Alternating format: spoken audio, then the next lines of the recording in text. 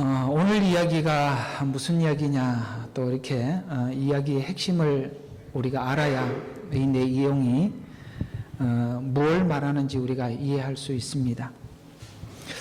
한번 여기를 보시죠. 16장 27절을 한번 보십시다. 이렇게 이야기하죠. 이제 인자가 자기 아버지의 영광으로 자기 천사들과 함께 오리니 그때에 그가 각자에게 그들의 행한 대로 상 주실 것이라.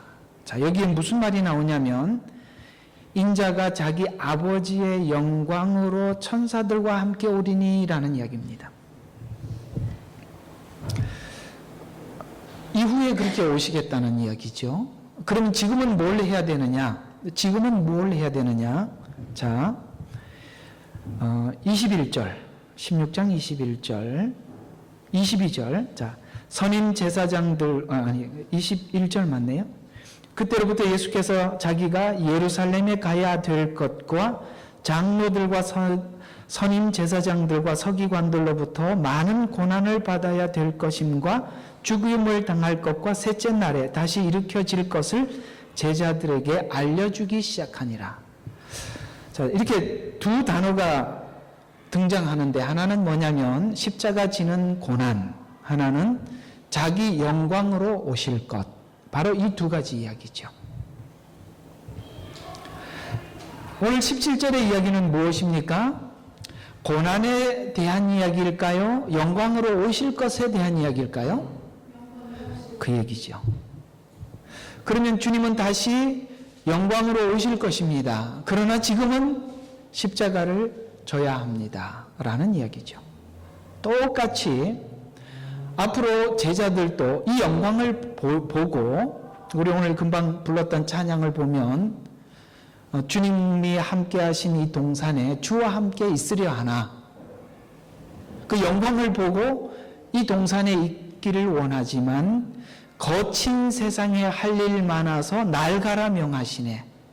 주님도 가셔서 십자가를 져야 하고 제자들도 그곳에 가서 주님이 그 남은 고난을 감당해야 되죠.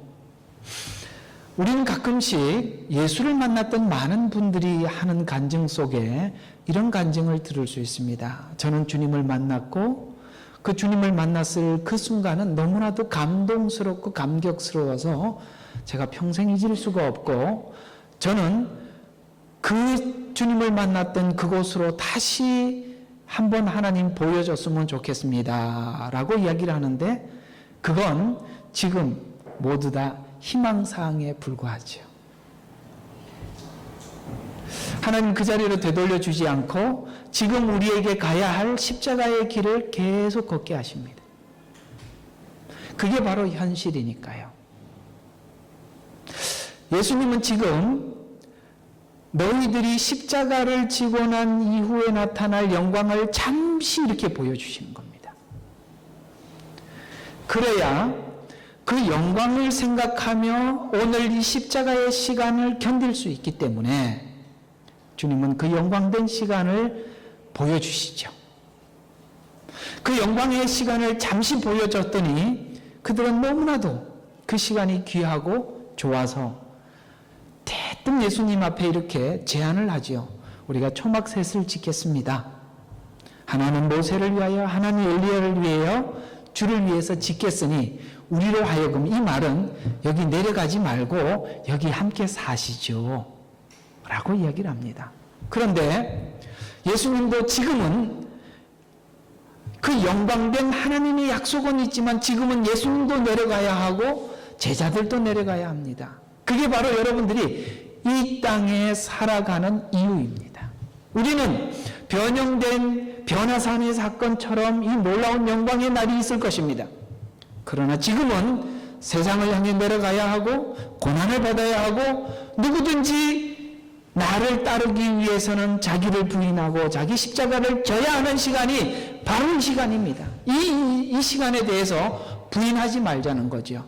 우리 모두 다 이 길을 가도록 결심하자는 겁니다. 그러나 분명히 하나님이 하나님께서 우리에게 약속하신 것은 오늘 이 변화산에서 보여준 천국의 그 놀라운 하나님의 영광의 시간은 우리 앞에 있다는 것은 분명히 약속할 수 있다는 것이죠.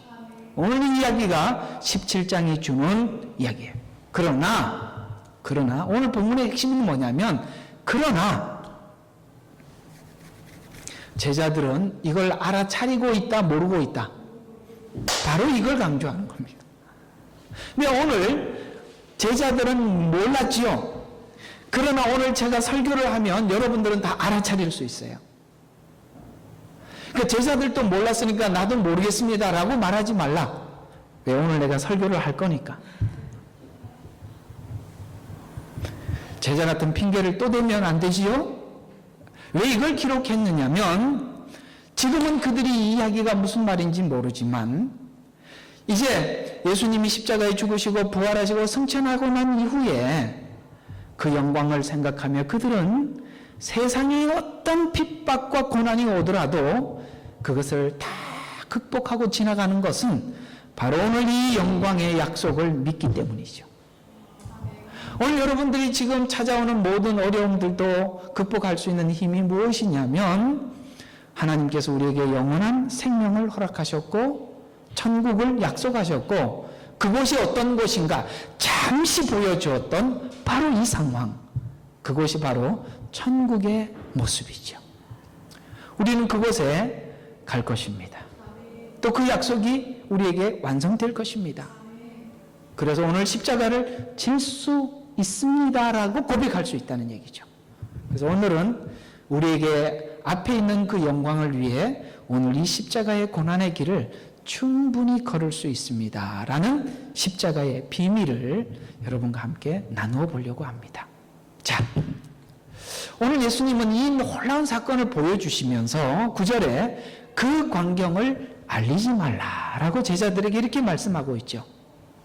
이 말은 예수님은 하나님이시면서 그 영광과 위엄이 있는 분이라고 보여주시고 그러나 이것을 지금은 알리지 말라고 말해야만 했던 비밀이라는 거죠. 지금은 이걸 알려주면 사람들은 예수님의 영광을 위해서 예수를 믿을 것이니까요. 그래서 이 땅에 살면서 우리에게 하나님이 우리가 영광된 어떤 하나님의 영광된 기도, 영광된 소망에 대해서 우리가 기대하는 좋은 어떤 영광된 이런 기도와 소원을 이루어주지 않는 이유는 그걸 계속 이루어주면 우리는 오직 그것만을 구하기 때문에 그렇습니다. 그래서 하나님은 그런 우리에게 그렇게 숨을 그러니까 좀 돌릴 수 있을 만한 응답들은 조금밖에 주지 않고 대부분은 십자가를 지고 고난의 길을 걸어야 계속 걸어야 하는 시간들을 계속 주는 이유는 이건 우리에게 약속이 되어 있는 거지만 이것이 우리에게 영광된 약속들이 계속 우리에게 응답이 되어지게 되면 우리는 자꾸 무엇을 구할까요? 영광된 약속만을 구하고 십자가 지는 일을 거부하게 되기 때문입니다. 이 부분에 대해서도 여러분 함께 공감하시나요? 네, 공감하셔야 합니다. 하나님 그래서 우리에게는 숨을 쉬는 시간은 조금밖에 주질 않고 대부분은 여러분들이 힘든 그 십자가의 길을 걸어야만 하는 그 시간들은 우리에게 길게 허락하고 있는 것이죠. 그래서 오늘은 이렇게 영광된 하나님이신데도 영광된 하나님이신 예수님임에도 불구하고 그분이 이 땅에 오셨을 때 아무도 이 영광된 분이라는 것을 알지 못했다라는 것이 오늘 본문의 초점이죠. 알지 못했다라는 것이 본문의 초점이에요. 그래서 오늘 이 내용이 무슨 뜻인가라는 것을 이해하기 위해서는 이 두 가지 질문을 먼저 하고 들어가야 되는데 첫 번째, 왜 예수님은 메시아이며 하나님인 것을 알리지 말고 감추려고 했는가? 또 두 번째, 이스라엘 백성들은 왜 예수님이 메시아인 것을 몰랐는가라는 이 두 가지 주제를 가지고 함께 생각해 보도록 하려고 합니다. 그래서 예수님의 영광스러운 비밀을 왜 감추려고 했는가에 대해서 우리가 이해하려고 한다면 이 비밀을 이해하기 위해서는 오늘 두 사람이 등장하고 있는데요. 모세와 엘리야가 등장합니다. 대부분 이 성경은 이렇게 많이 풉니다. 엘리야와 모세는 구약은 율법과 기적이 두 국면이죠. 대부분 그런 내용들로 기록이 되어 있어서 모세와 엘리야는 구약을 대표하는 선지자로 사람들에게 찾아오죠. 근데 여기 보면 이 내용을 자꾸 설명을 하려고 하는데 원래 본문은 그걸 설명하는 건 아니에요. 어떤 거냐면 모세와 엘리야는 떠나가고 오직 예수만 남았더라. 그래서 구약은 끝났고 신약 시대가 열렸다. 이렇게 설명을 하려고 하는데 원래 본문이 설명하고자 하는 취지는 그게 아니에요. 영광된 예수님이 왔지만 그들은 몰랐다라는 것이 오늘 본문의 취지입니다. 몰랐다라는 것. 이건 어디 내용하고 같이 일치가 되냐면 빛이 세상에 왔을 때 어둠이 깨닫지 못하더라. 자기 땅에 왔지만 자기 땅은 뭐냐? 이스라엘이죠. 자기 땅에 왔고 자기 백성에게 왔지만 자기 백성도 몰랐더라 라는 것이 오늘 이 본문이 가지고 있는 핵심입니다. 그래서 몰랐다라는 이야기는 이것을 비밀이라는 말인데, 비밀이라는 말이 영어에 보면은 두 가지가 나오죠. 하나는 secret, 그 다음에 미스테리 이렇게 나오는데 성경에서 말하는 이 비밀이라고 말하는 이 비밀들은 대부분이 다 성경이 말하고 있는 비밀은 미스테리라고 등장하고 있습니다. 미스테리란 보여줬지만 모르는, 너무 신비해서 이해할 수 없는 이런 이야기가 미스테리라는 이름이죠. 시크릿이라는 말은 아예 공개할 수 없는, 뭐 예를 들어서 국가의 보안 이런 것들을 보고 이렇게 표현하지만 성경에서 말하고 있는 이 미스테리는 신비와 비밀을 보여줬는데 모르는, 예수님이 왔지만 알지 못하는 그런 의미에서 알리지 말라라고 이야기를 하죠.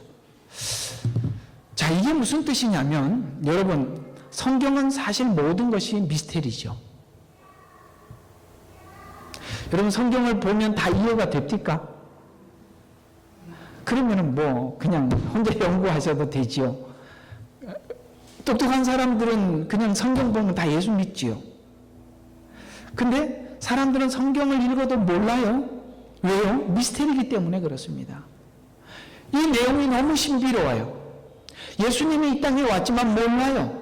제자들은 3년 반을 따라다녔지만 예수님이 무슨 말을 했을 때 이해를 할 수 없어요. 이게 바로 미스테리입니다. 그러나 여러분, 지금 예수님에 대해서 알아가고 있지요. 놀랍게도 오늘 이 본문 이야기는 제가 오늘 한 편의 설교를 하고 있지만 이 설교를 아마도 다른 관점에서 다음 주에도 할 수 있고 그 다음 주에도 아마 제 생각에는 한 7번 정도는 할 수 있는 내용이 여기 있어요. 그러나 한 번만 지나갈 겁니다. 왜 그러냐면 이 미스테리이기 때문에 그래요. 이 속에는 또 다른 신비로운 이야기가 또 숨어있고 또 숨어있단 말이에요. 오늘 이 본문은 제가 미스테리라는 쪽에서 맞춰서 설명을 하려니까 이렇게 설명을 하지만 또 다른 쪽의 내용도 여기 많이 들어있단 말이에요. 그래서 여러분들이 어떤 성경을 읽어서 지나갔을 때 아니, 이 말씀이 여기 있었구나라고 우리가 발견하게 되지만 다음번에 읽어보면 아니, 이 말씀도 있었네? 라고 할 수 있는 것이 성경 이야기란 말이죠. 그래서 성경은 한 번 읽고 우리가 다 이해할 수 있는 것이 아니라 읽어도 계속 나타나는 것이 성경이에요. 중국에 저희 신학교 교수님 중에 한 분이 성경을 500도 가신 분이 계세요.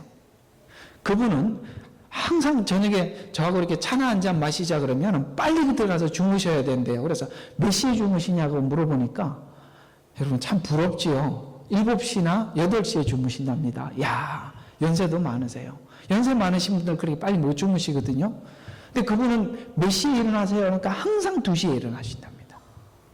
7시에 주무셔서 2시에 일어나서 새벽까지 성경만 읽으시는 거예요. 그래서 500독을 하셨어요.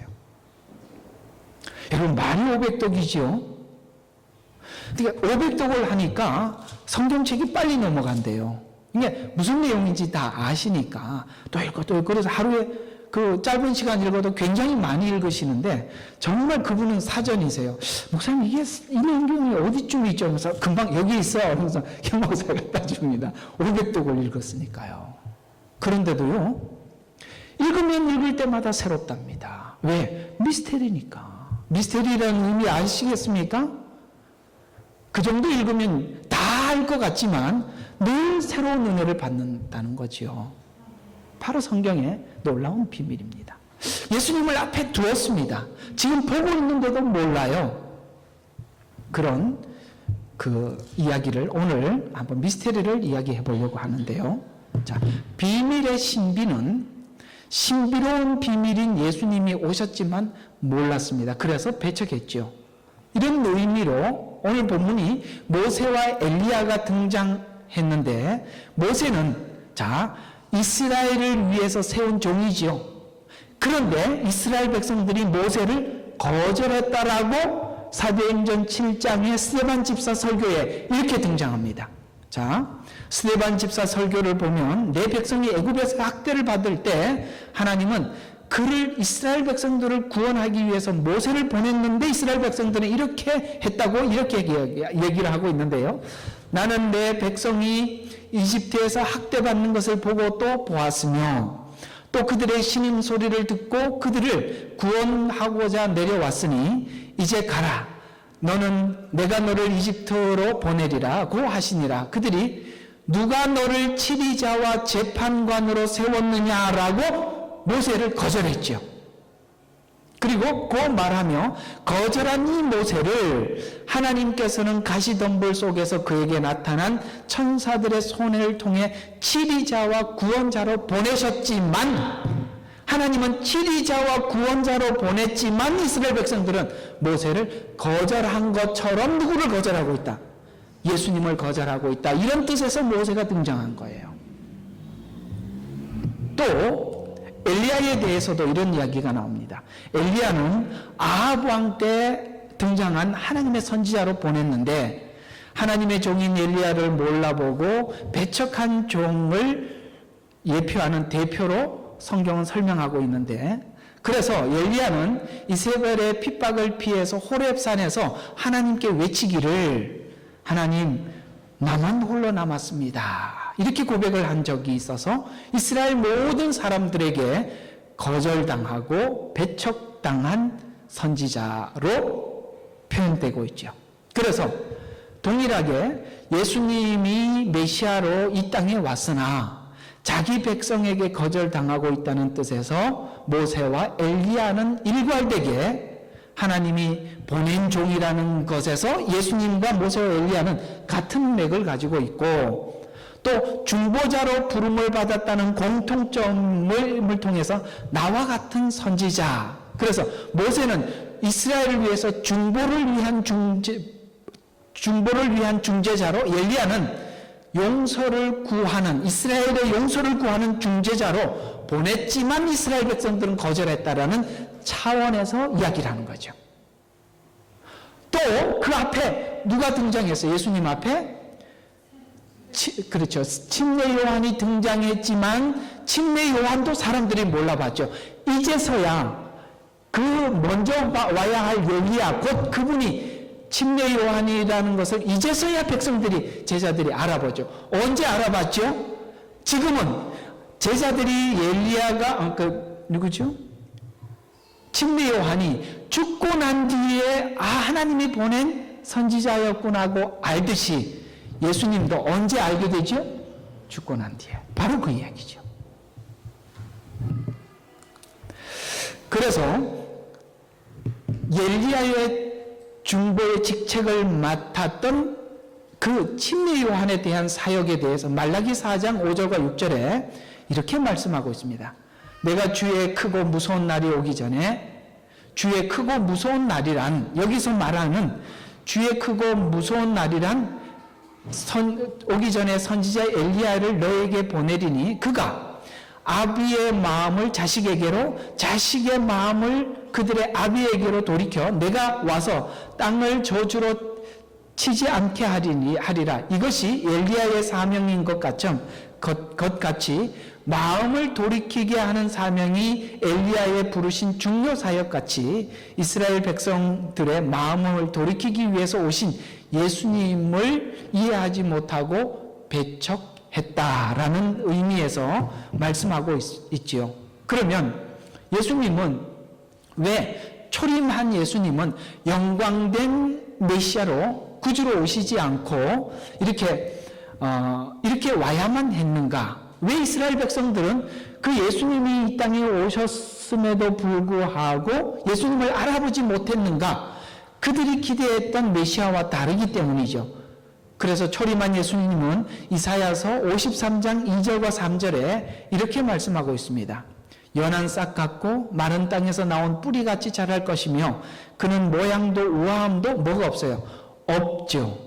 우리가 볼 때에 그를 흠모할 아름다움도 없습니다. 그는 사람에게 멸시받고 거부받았고 슬픔의 사람이요 질고에 익숙한 사람이라. 왜 사람들에게 멸시받고 거부되었습니까? 그들이 기대했던 것이 없었기 때문이죠. 여러분, 지금 여러분들이 기대하고 있는, 바라고 있는 예수님은 누구십니까? 여러분의 지금 무슨 삶의 문제에 들어오셔서 여러분에게 어떤 응답을 주시고 여러분의 어떤 많은 것들을 영광된 응답을 기대하는 그런 메시아를 보고 계신다면 우리는 어쩌면 평생 예수님을 보지 못할 수 있다는 거예요. 여러분, 예수님은 우리에게 찾아오실 때 그렇게 영광된 주님으로 오시지 않았어요. 지금 2000년 전에 오셨던 그 주님은 그런 분이 아니에요. 여러분들이 우리가 영광된 주님을 기대하고 있지만 그 주님은 다시 오실 때 나타날 분이에요. 여러분이 천국 갔을 때 그런 분을 만나실 거예요. 그러나 지금은 여러분에게 찾아오실 때는 연한 싹같이 없고 연한 싹 같고 그 다음에 마른 땅에서 나온 뿌리와 같아서 우아함도 모양도 없으신, 그야말로 어떻게 저분이 나의 구주가 될 수 있나 라고 생각이 들 만큼 우리 기대에 못 미치는 주님이 될 수 있습니다. 그러나 그분이 우리의 메시아입니다. 왜 그렇게 오셔야만 하느냐면 초림의 예수님은 우리의 죄를 지고 가야 할 어린 양으로 오셔야 하기 때문에 그분은 영광의 주님으로 오시지 않습니다. 그러나 그분이 바로 우리의 구주십니다. 그분이 우리의 구주십니다.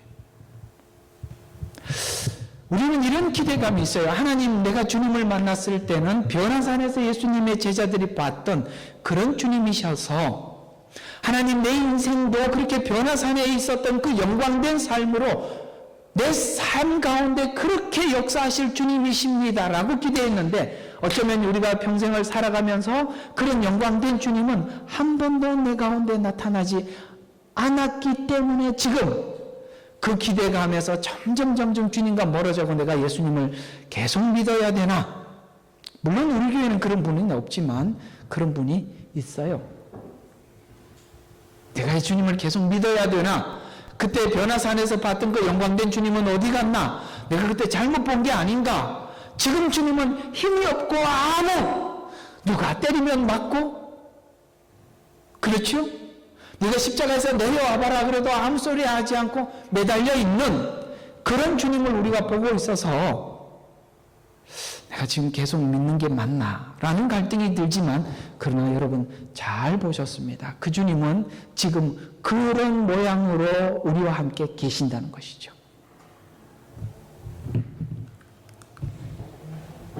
우리가 그의 얼굴을 그로부터 숨긴 것 같이 그는 멸시받았고 우리는 그를 존중하지 아니하였도다. 왜요? 예수님은 말구유에서 태어나셨고 목수의 아들로 오셨고 권세도 없고 영광도 없고 그래서 배척을 받았죠. 그분은 정복자와 거리가 먼 분이었습니다. 여러분의 삶을 뒤집어 놓아 부요하게 할 만큼 여러분 우리의 기대와 다른 분이기 때문입니다.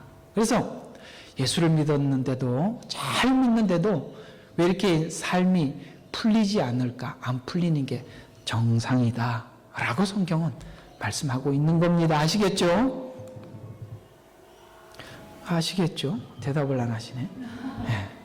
자, 하나님이시며 권세를 가지신 분이 흠모할 것이 없이 오신 것은 그분은 속죄 제물로 오셨기 때문이죠. 그저 한 마리 어린 양으로 오셨을 뿐 구원을 위한 완벽한 제물로 오셨는데 우린 정치적이고 군사적이고 힘있는 메시아를 기다리고 있어서 예수님은 우리 가운데서 배척당하고 있는 것입니다. 따라서 이렇게 가르치는 복음이 거짓 복음이라는 거예요. 여러분 예수 믿으면 하나님은 여러분에게 권세를 주셔서 여러분의 모든 권세를 가지십니다. 여러분의 경제권이 하나님 앞에 풀어지십니다. 그런 주님이 아니라는 거예요. 그건 훗날 나타날 거예요. 여러분 이 땅에 살아가는 동안 없어도 상관없어요. 여러분들이 보셨던 그 주님은 힘없고 맥없고 십자가에서 침을 뱉고 머리에 가시면류관을 쓰셔도 씌워주셔도 그냥 쓰시는 분으로 이 땅에 오셨어요. 왜요? 지금 그분이 오셔서 이렇게 해야 되는 이유는 우리는 우리 자신이 지금 죄 가운데 있고 구원받아야 될 대상이라는 걸 전혀 몰라. 아무도 몰라. 이걸 얘기해줘도 몰라. 그러니 그걸 주님은 혼자 담당하실 수밖에 없었던 거예요. 참 답답한 게 우리가 아이들 키우면서 느끼는 건 바로 이 부분이에요. 이놈이 이렇게 크면 안 된다는 걸 알고 아무리 얘기를 해도 얘는 못 알아들어. 막상 커서 자기가 준비 안 됐다는 걸 알 때는 늦었단 말이에요. 그러니까 아무도 모르는 것을 어떻게 해야 되냐면 나 혼자 감수해야 될 때가 있어요, 없어요? 그때가 바로 오늘 주님이 지고 가신 십자가의 마음을 이해하는 거예요. 아무도 몰라요, 이 마음을. 내가 왜 이걸 지금 감당하고 있어야 되는지, 그걸 끝까지 지고 가야 되는지. 상대방은 가치를 모르고 있고 나는 그 가치를 너무나도 알고 있기 때문에 예수님은 이 영광을 다 보여줬더라면 전부 다 변화산의 영광을 위해서 예수님을 따라다녔을 텐데 그 세 제자에게 보여주시고 이걸 사람들에게 알리지 말라고 한 것은 이걸 알려주면 사람들이 그것을 위해 예수를 믿기 때문에 그렇습니다. 그래서 여러분의 인생에 하나님 요거 하나 해달라고 그러는데도 그렇게 말씀을 안 들으시잖아요, 하나님이. 그죠? 요거 하나 해달라고. 많은 이야기 아니라니까 요것만 좀 해달라고. 근데 안 해주셔요. 그런 속 깊은 하나님의 의미가 있음을 아시고 섭섭해하지 마시기를 바랍니다.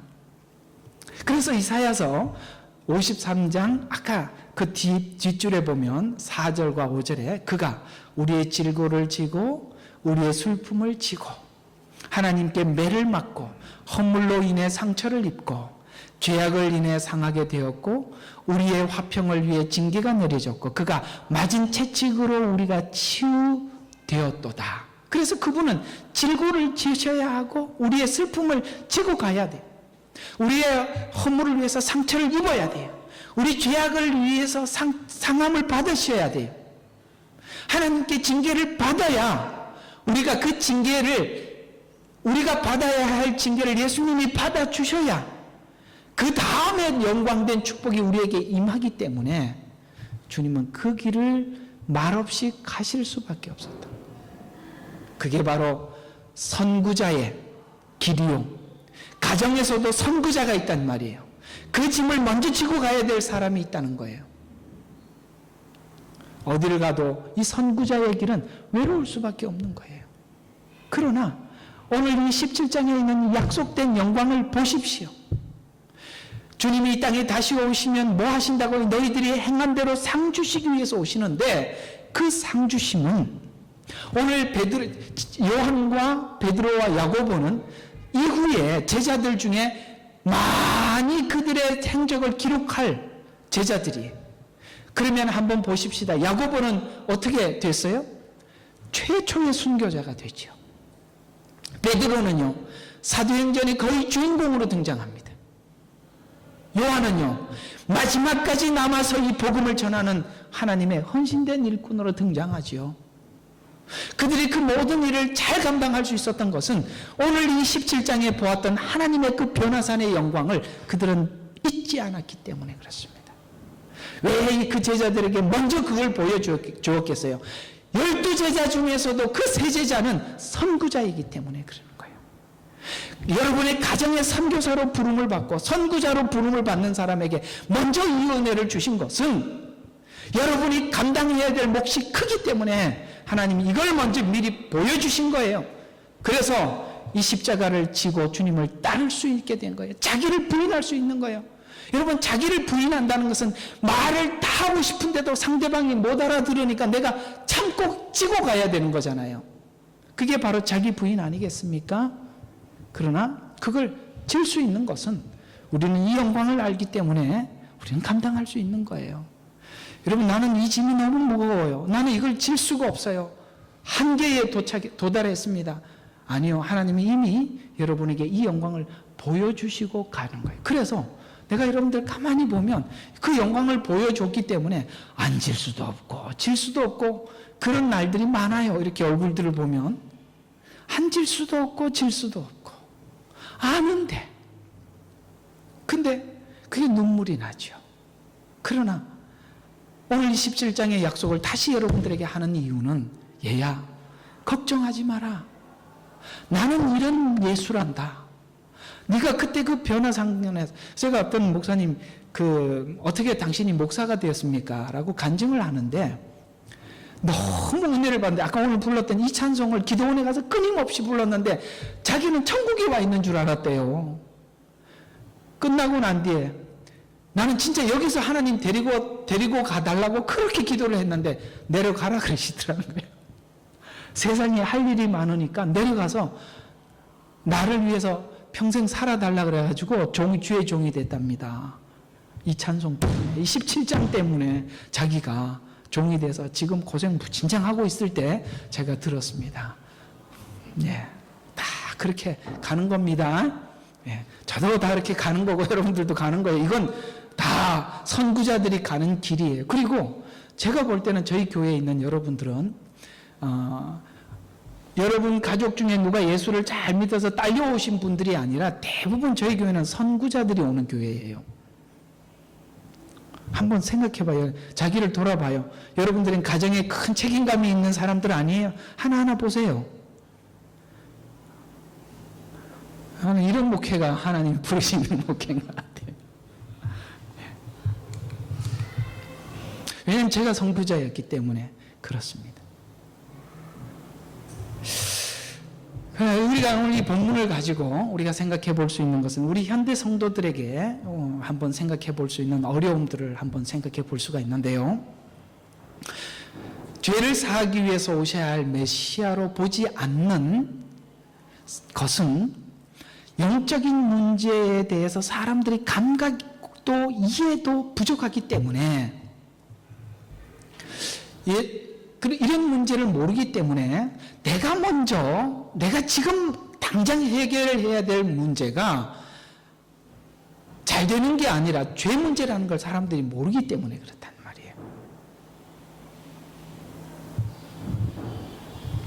말이에요. 저번에 자동차를 한번 고치러 갔다가 잊을 수 없어서, 참 그 자동차 고치는 사장이 교회 다니는 분이에요. 차를 수리하러 왔는데 이제 막 그분도 그렇게 차를 수리하다가, 자네 말이야 교회는 안 나간 지 오래됐잖아요. 빨리 나가야 될 거 아니야. 너무 오래 쉬는 거 아니야? 그랬더니 하나님 6자리 숫자를 가르쳐주면 내가 가겠네. 난 그 6자리 숫자가 뭔지 몰랐어요. 나중에 로또 번호도구만요. 하나님, 교회 가면 하나님이 6자리 숫자를 가르쳐 주시려나? 그러는 거예요. 그래서 제가 지금 무슨 말인가 하고 나 가만히 생각하니까 이 로또 숫자 같아요. 그래서 제가 웃으면서 이제 둘이 이제 한참 이야기가 끝나고 난데 제가 그랬죠. 저기 주인 아저씨가 이야기한 대로 교회를 꼭 가세요. 이제는 가실 때가 된 것 같습니다. 라고 제가 이렇게 말씀을 권해드렸더니, 혹시 목사님 아니세요? 그러는 거야. 그래서 예, 그렇습니다. 그랬더니 내가 말 실수했다고. 그는 지금 영광의 주님을 보고 기대하잖아요. 근데요, 이 영광의 주님을요, 처음에 잠시 보여주세요. 우리 여러분 처음에 예수 믿을 때 기도만 입만 열면 응답해 주시고 얼마나 좋았어요. 근데 지금 여러분이 믿음이 없어져서 응답 안 해주는 게 아니에요. 여러분이 지금 그 체질을 개선하는 중이라고요, 하나님. 그렇게 예수 믿지 말라고. 아시겠어요? 십자가 지는 법을, 십자가를 지고 와야 된다는 것을 가르쳐주고 있는 중이라서 여러분이 지금 힘든 시간을 보내고 있습니다. 여러분이 미워서 하나님 응답 안 하는 게 아니라 그게 전부가 아니기 때문에 그렇습니다. 상은 뒤에 받는 거지 지금 받는 게 아니에요. 주님이 다시 이 땅에 오셨을 때 각 사람이 행한 대로 주실 것이다. 무엇처럼? 오늘 17장처럼 이런 얘기거든요. 그래서 우리가 믿은 후에도 오해하고 있는 것이 뭐냐면, 우리가 믿은 후에도 자연인이 가지고 있는 사고로 다시 되돌아가서 또 신앙이 여전히 세상적이고 물질적이기 때문에 하나님이 예수님을 통해서 허락한 것이 무엇인지 또 모르는 쪽으로 이동을 한단 말이에요. 그걸 자꾸 일깨워줘야 하는 곳이 교회예요. 그게 아니라고 가르쳐줘야 하는 곳이 교회예요.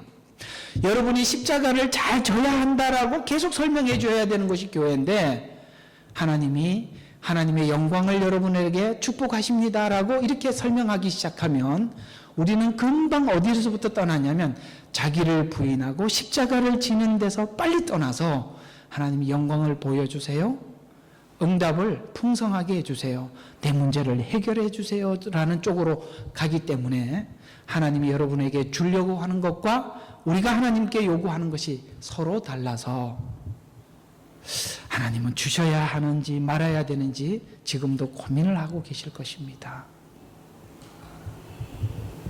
이 신비의 비밀이 벗겨진다는 것, 또 그것이 벗겨졌다는 것이 은혜지요.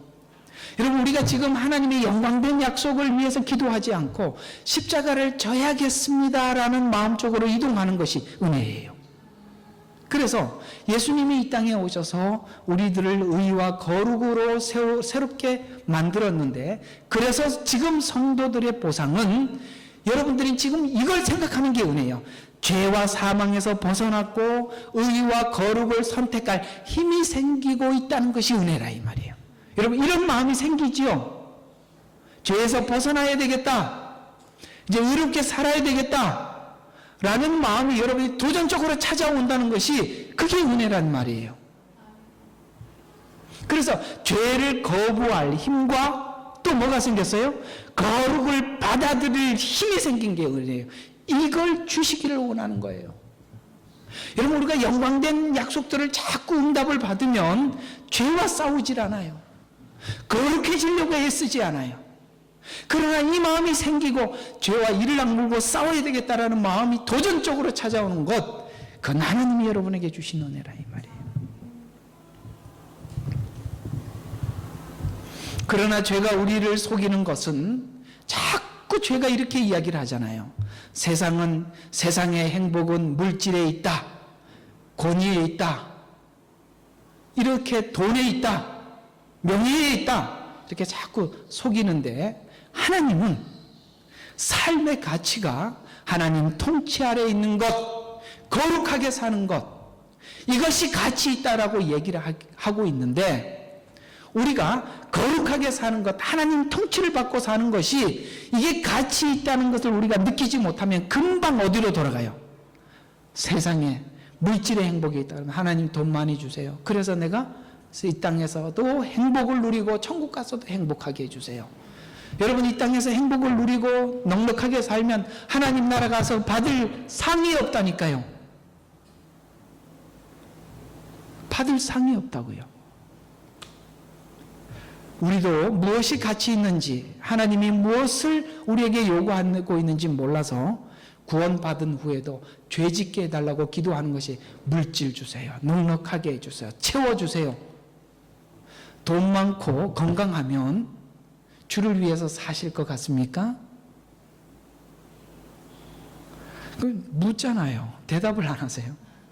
돈 많고, 여러분들 지금 믿음 형편에 돈 많고 건강하면 뭐 하실 것 같아요? 선교지 가실 것 같아요? 가뜩이나 돈 써보고 싶은 데가 얼마나 많은지. 이놈 가방부터 당장 바꿔야 돼. 이놈 가방부터. 젊은 애들이 아르바이트하고 뭘 하는데 물어보면 왜 하냐는 거야. 명품 가방 하나 사려고. 신발 하나, 옷 사려고. 참, 그게 사람들의 인생의 목적이 되잖아요. 그래서요, 우리가 죄 짓게 해달라고 기도한다는 말 무슨 뜻인지 알아들으시겠어요? 그런 걸 위해서 기도하니까 사실은 죄 짓게 해달라고 기도하는 것밖에 되지 않지 않습니까? 따라서 오늘날도 신앙의 실패는 내가 하는 신앙 고백이 무엇인지 이해하지 못하는 데 있습니다. 본문의 예수님의 비밀은 지금 예수님이 십자가를 져야만 죄사함을 받고 또 우리에게 축복도 영생도 얻어지기 때문에 그 일을 위해 감추고 오신 것이다. 이것이 비밀을 아는 자와 모르는 자라. 이 비밀을 아는 자와 모르는 자는 너무 다르죠. 비밀을 아는 자는 뭘 기도하겠어요? 하나님 자기를 부인하게 해주세요. 십자가를 지게 해주세요라고 기도하고, 이 비밀을 모르는 사람들은 하나님 축복해 주세요. 넉넉하게 해주세요. 이 길은 완전히 다른 길로 가는 겁니다. 그래서 복음을 전하는 자들의 책임이 있어요. 복음을 전하는 자는 십자가의 신비의 비밀을 감추어질까봐 우리는 복음을 전하는 자들은 정말 매우 조심하면서 복음을 전해야 하는데, 그 이야기를 바울은 이렇게 기록하고 있습니다. 고린도전서 2장 1절과 4절에 보면 고린도 교회 이렇게 이야기를 하죠. 내가 너희에게 와서 하나님의 증거를 전할 때에, 이 복음을 전할 때라는 얘기거든요. 말과 지혜의 탁월함으로 하지 아니하였노라. 여러분, 우리가 듣다가 보면 저 사람이 말과 지혜, 자기 지혜를 자랑하는구나, 자기 말을 자랑하는구나, 듣는 사람이 알아들어요. 이해가 가세요? 예, 저 사람은 지혜를 자랑하고 있구나, 자기 아는 지식을 자랑하는구나, 그거 금방 알아듣는단 말이죠. 참, 누가 이런 이야기를 한번 했다고 그러는데, 여러분 다 대학 졸업하셨죠? 그럼 수준 있게 이야기합시다. 이 참 무서운 이야기들 아닙니까? 아마 벌써 그거는 설교 안 하는 게 좋은 거예요. 그게 무슨 이야기예요? 우리 다 서로 수준 있는 사람들이니까 수준 있게 논하자는 거 아니겠어요? 그러면 이 고린도전서 2장 1절과 4절에 보면 수준 있게 이야기하자는 이야기를 가장 먼저 할 수 있는 사람이 바울이에요. 그러나 그는 그렇게 하지 않았단 말이에요. 왜요? 십자가의 비밀의 복음이 감추어질까봐 사람의 지혜와 탁월한 말로 하지 않았다는 거예요. 우리는 무식한 사람이 전하더라도 하나님의 메시지가 전해져야 우리 심령이 변화된단 말이에요. 그래서 내가 너에게 와서 하나님의 증거를 전할 때에 말과 지혜의 탁월함으로 하지 아니하였노라. 이는 내가 예수 그리스도와 그의 십자가에 못 박히신 외에는 너희 가운데 아무것도 알지 않기로 작정하였음이니라. 내가 너희와 함께 있을 때 연약함과 두려움과 심한 떨림에 있었노라. 내 말과 내 설교를 설득력 있는 인간의 지혜의 말로 하지 않고 성령의 능력과 나타남으로 하였으니, 이는 너희의 믿음이, 보세요, 이렇게 해야만이 너희의 믿음이 인간의 지혜에 있지 않고 하나님의 능력, 여기에 달라요. 이렇게 사람의 지혜로 듣게 되면 뭐가 돼서 인간의 지혜가 돼버려요. 그러나 성령 안에서 말씀을 전하고 나면 뭐가 되냐면 하나님의 능력이 된단 말이에요. 그래서 이 말이 바울의 어떤 철학과 사상으로 전달될까봐 그가 굉장히 심히 이렇게 두려워하고 떨었다라고 말씀하고 있는 것이죠. 왜? 복음의 힘을 얻으려면 복음으로 들려져야 하기 때문에 그렇습니다. 좀 이런 비밀을 제가 잠깐 좀 언급을 하면, 제가 이렇게 설교를 하러 이렇게 준비를 다 하고 고민을 많이 하는데 가장 많이 메시지를 많이 줄 때가 뭐냐면, 제가 설교하기 마지막 찬양을 부를 때 가장 많이 주세요. 근데요, 그게 얼마나 어렵냐면요, 물론 이렇게 준비는 되어 있는데 하나님이 가장 중요한 키는 그때 열어주셔요. 그걸 기다리는 게 얼마나 힘든지 아십니까? 놀랍게도요, 설교하러 가기 딱 직전에 하나님 주시는 메시지가 너무 놀라워요. 그때 제가 깜짝 놀랍니다. 그때 키를 딱 주세요. 근데 참 그게 아슬아슬한 게 제 마음이 얼마나 조마조마하냐면, 안 주면 어쩌나, 오늘 이게 안 풀리면 어쩌나. 가끔씩 그렇게 죽을 쓸 때도 있어요. 그래서 혹시 아시는지 잘 모르겠습니다. 죽 쓸 때가 가끔씩인데 안 풀릴 때가 있어요. 근데 여러분, 죽도 필요할 때가 있습니다. 신학교 다닐 때 저희 어떤 교수님이 와서 강의를 하시는데 이런 이야기를 하세요. 정말 제가 저번 주 주일날 저녁 예배를 죽을 썼는데 너무 힘들었대요.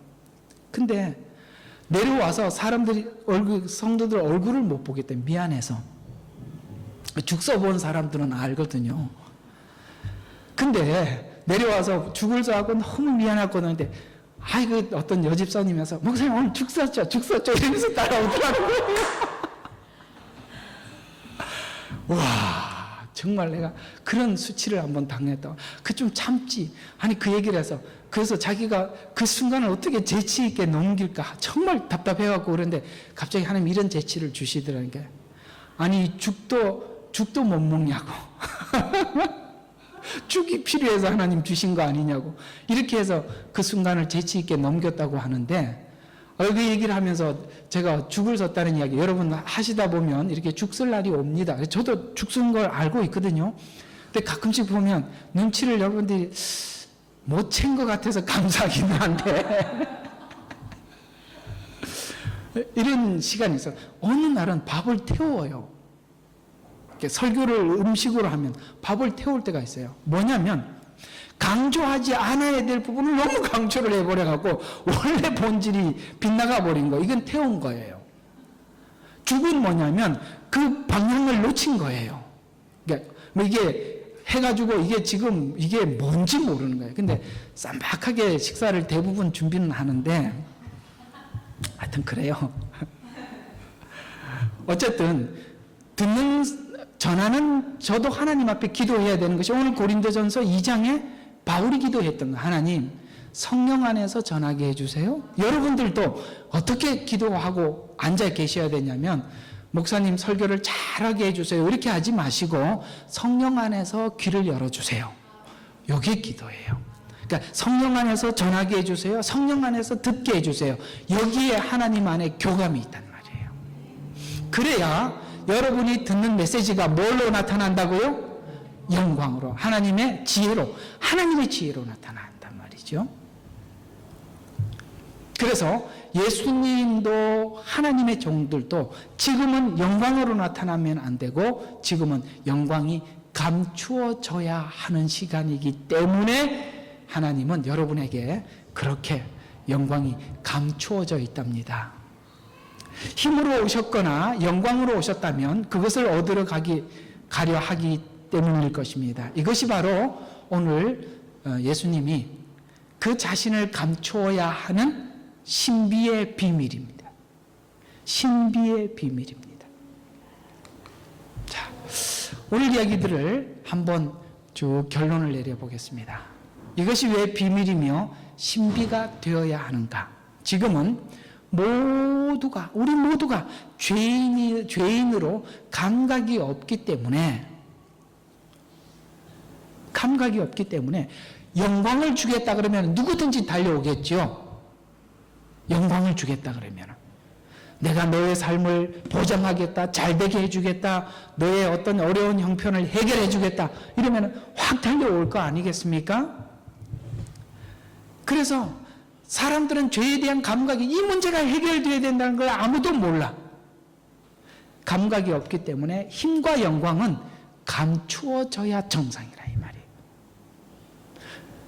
그러나 이 죄의 문제를 해결하고 용서받게 하기 위해서 아직 믿지 않는 사람들에게 하나님이 잠시 영광을 비춰주실 때는 있습니다. 그러나 우리는 가끔씩 그런 사람들을 보면 좀 부러울 때가 있어요. 금방 예수 믿고 하나님 앞에 주여 하기만 하면 응답받았다 그리고 그럼 너무 부러울 때. 우리는 속으로 그런 생각이 들어요. 나도 옛날에 그럴 때가 있었는데 나는 지금 믿음이 없어졌나? 아니, 믿음이 없어진 게 아니라 믿음이 있어서 믿고 하나님이 안 주시는 거예요. 걱정하지 마세요. 여러분, 믿음이 없어서가 아니라 여러분이 그런 것을 구하는 성도가 되지 않게 하려고 하나님이 안 주시는 것이에요. 그래서 자식들이 둘이 울면 한 개밖에 없으면 누구 줘요? 믿는 놈은 빼고 아직 더 징징거리고 더 어린애 주는 거예요. 아시겠죠? 그래서 그렇게 주는 거니까 여러분들이 믿음이 없어진 게 아니라 믿음이 생겨서 안 주시는 겁니다. 우리의 삶에 이 비밀을 얻기 위해서 드러나지 말아야 할 것은 힘과 영광입니다. 십자가 비밀은 십자가가 말하듯이 고난의 비밀입니다. 죄를 해결하고 지우는 일은 영광이나 힘이 할 수가 없습니다. 그래서 믿음의 성도들에게 이것을 철저히 감추어서 나타내고 있죠. 그러나 이제는 이 비밀의 영광의 비밀이 각자 나에게 전달되어서 이제 그 비밀을 우리가 다 알게 되어서 내가 죄를 멀리하고 하나님과 가까이 하는 영광을 추구하는 은혜가 나에게 은혜가 된 것이 감사해요. 오늘 이 말 알아들으시겠습니까?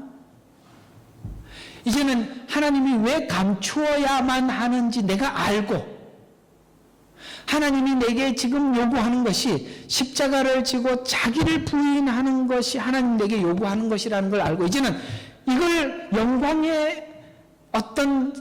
영광과 축복을 구하는 자가 아닌 하나님 내가 거룩하게 살겠습니다. 의롭게 살게 해주세요라고 하나님 앞에 이제는 이걸 구하지 않고 이걸 구하게 된 것이 은혜다 이 말이에요. 우리가 믿음이 자라지 않으면 이걸 구하지 않을 텐데 여러분이 이걸 구하게 된 것이 하나님의 은혜를 받았기 때문입니다. 이 은혜를 여러분 이제 마음껏 하나님 앞에 구하시기를 바랍니다. 왜냐하면 이 변화산의 영광은 여러분에게 약속된 것이니까요. 그날은 분명히 옵니다.